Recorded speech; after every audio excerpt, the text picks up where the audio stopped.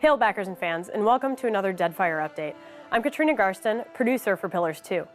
In a previous update, we showed you a sneak peek at our big city, Neketaka. Today, lead designer Bobby Knoll will look a little closer at that city and some of its districts, and walk you through some exciting new features you can expect in this exciting section of the Deadfire. Enjoy. Hey everyone. As most of you know, Pillars of Eternity 2 is set in the region known as the Deadfire Archipelago. The capital of the Deadfire is the grand city, Neketaka. Today we're going to be heading up the mountain to explore some of the districts within the city. Currently, the party finds itself in the port district, the Queen's Berth. While there's a ton of things to do in this district, I'd like to focus on a new feature for now, so let's head on over to the back alley for a little mischief. Here we see some performers entertaining a small crowd with a simple magic show. Aloth is feeling a little squirrely today, so he decides to show off some real magic. You'll notice, townsfolk now have more realistic behavior when attacked. Some will flee, while others will cower in fear. Luckily for the party, there are no guards in the vicinity, so Aloth concludes the demonstration by hamming it up for the terrified crowd. Now let's travel up the mountain and explore a little more. Here, you'll notice one of our new settlement maps. We're obviously looking at Neketaka at the moment, but there are other towns to find and explore throughout the Deadfire, like the pirate port of Dunnage. These maps let us add unique adventure scenarios when traveling between locations. You may run into a foolish noble and his guards that have gotten turned around in the rough part of town. Do you offer to help him?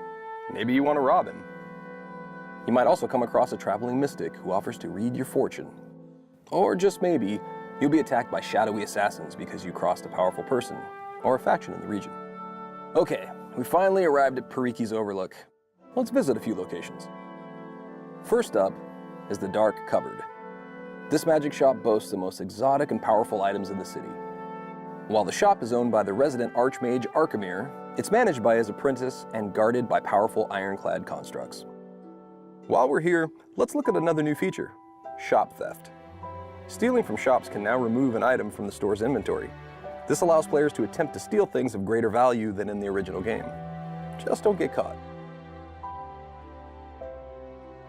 Next up, we have Arkemir Manor, home to one of the reclusive and mysterious archmagi of Aora. This multi-leveled adventure area has several entrances, similar to Radric's Hold.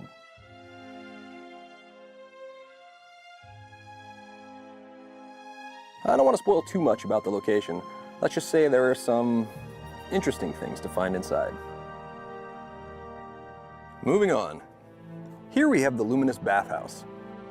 This inn caters to the wealthy of the city and is rife with adventure opportunity. Last but not least, I want to give you a brief peek at the top of the mountain, the Serpent's Crown.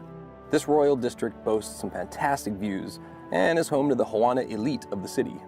Within the halls of the Kahanga Palace, the Queen's tenuous hold on the city is constantly challenged by foreign factions vying for influence in the region.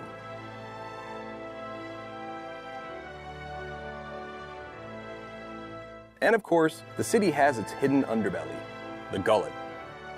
Within this underworld, crime and poverty rule, and you'll never know if that shadow in the alley will offer a helping hand or a dagger in the back. Thanks, Bobby. We hope you enjoyed Neketaka, and that's only the tip of the iceberg. Way more cool and exciting features are waiting to be discovered by you.